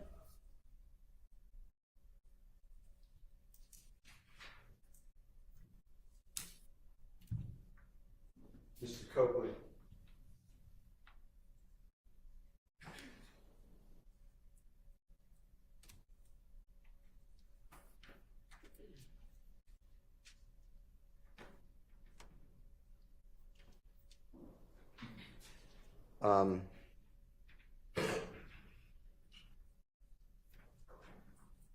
When you were able to be around Jeffrey for that short period of time that you said, that benefited you because it made you more known. People, am I saying that right? Is that true? Objection on vague as to what period of time? Can you rephrase your question, please? Sure. You testified already that you were with Jeffrey for a short period of time from the end of 2014 to 2015, and you were arrested and didn't get out of custody on June 10th, 2015. So somewhere in that period. Is that fair to say? I didn't hear you. Okay. You were around Jeffrey Williams at times, the end of 2014, year 2014, and then sporadically, because you kept getting arrested, but no more after June 10th, 2015, because then you're arrested and then sent to federal prison for 51 months. True? No, Okay, explain. I was on around him from 14, and then we started hanging in 15. Say it again, I couldn't hear you. I wasn't hanging around him in 2015. Okay. Only the end of 2014. Okay. And that was beneficial to you because it boosted your notoriety, meaning people took more note of you because you were around people like Jeffrey Williams and the people that he knew. Is that true? It really was based off the experience. Explain that to the jury. What you mean? Explain what you mean by it was based off the experience. It wasn't about attention. It was just about flying on planes, going different, like just seeing more than just hanging in the neighborhood. Before Jeffrey Williams allowed you, took you, asked you, or Tick or Mr. Trantavis Stephen, whoever, how far outside of the Atlanta area had you ever been? Only once. I've been to, no, I'm lying. Twice I've been out of town, but it was just, I went with, when I got out of jail in 2013, my baby mama, she was going to college in South Carolina. I traveled down there with her. And then when my friend got killed, I stopped.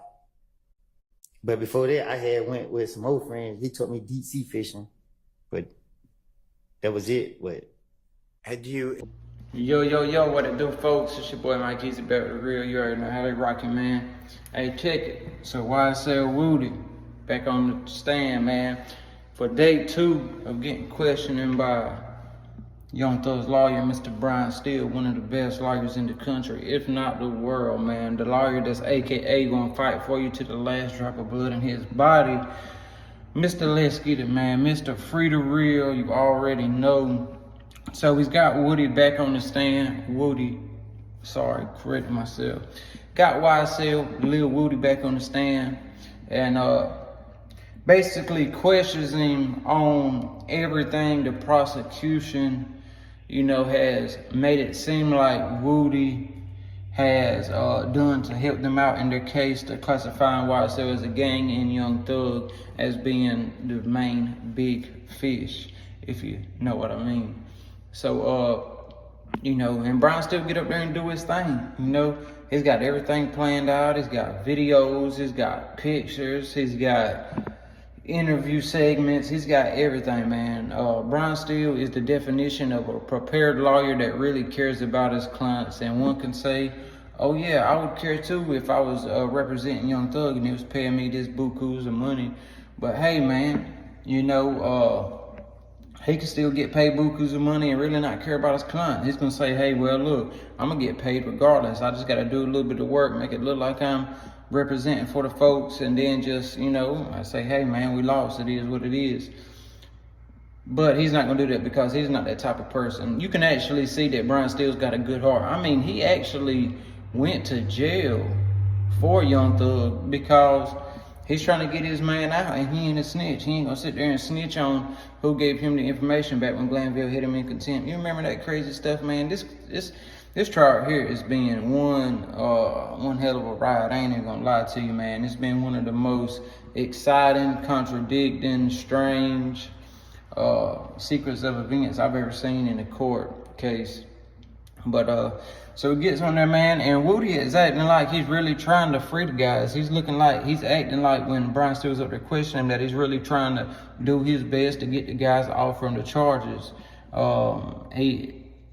For him cooperating with the prosecution, he's acting more cooperative with the defense, because if you really checked it, he really didn't answer no questions the prosecution had. He's basically like his story from the beginning. I lied to the police. I tell them anything they want to hear to try to get me up out of jail, get me free back on the street. But every time I get back on the streets, they lock me up the next day. Woody's tired of that, man. You know, he's tired of that. He's tired of being targeted. And like he said, you know, some of this is my fault. But, hey, man, you know, it is what it is. It's not looking real good for the prosecution. Brian Steele is doing a phenomenal job representing his client, Young Thug. And I think they're bringing Woody back for day 3. Because where they ended off at the end of the video, you can see Brian Steele was definitely not finished interviewing Ysl Woody on the stand. So he'll be back probably today around 9 a.m. We'll start, you know, posting some videos of that and stuff, man. But it's getting real tricky. It's looking like it's going to be a mistrial. It should be after everything that's already happened prior to this anyways, but it's looking like it's going to be a mistrial. It's looking like Young Thug and them's probably going to get, you know, they may get tried again with this, but he'll probably at least get a bond this time. Whatever happens, I don't know. This is stuff's dragging out. It's the longest court case ever in Georgia history, and it's not even over yet, man. So, day 3, Ysl Woody getting grilled by Brian Steele, man. You know, Woody, he's doing his thing, man. Salute to him for trying to do his best to fix his wrongs. You know, he can't 100% make them all right, because you can't, like I've always said, you can't get this time back that you've lost sitting in jail as far as Young Thug and the rest of the members. But you really can't ask for too much more from Ysl Woody, man. You know, he's going against everything he ever said. He's saying he's a liar. You can't believe him. He lied about everything he's ever said to the detectives or the police or anything about Young Thug and them, man. So shout out to Woody for at least trying to halfway keep it real, man. Make sure y'all like and subscribe to the channel. I'm gonna keep y'all coming with this great content, man. Drop a comment, let me know what y'all think about the videos. And you already know how we rock it, man. Let me know. Like, share, subscribe. Let's get it, man. We out.